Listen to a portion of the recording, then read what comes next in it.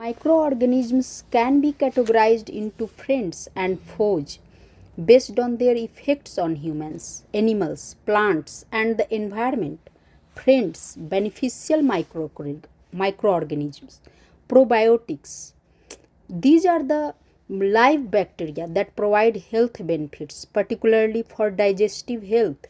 Common probiotics include Lactobacillus and Bifidobacterium.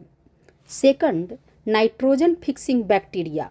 Certain bacteria like Rhizobium convert atmospheric nitrogen into a form that plants can use, thus enhancing soil fertility. Third, decomposers.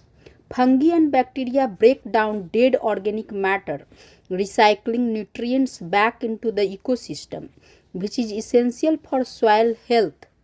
Fourth, bioremediation agents. Some microorganisms can degrade environmental pollutants and toxins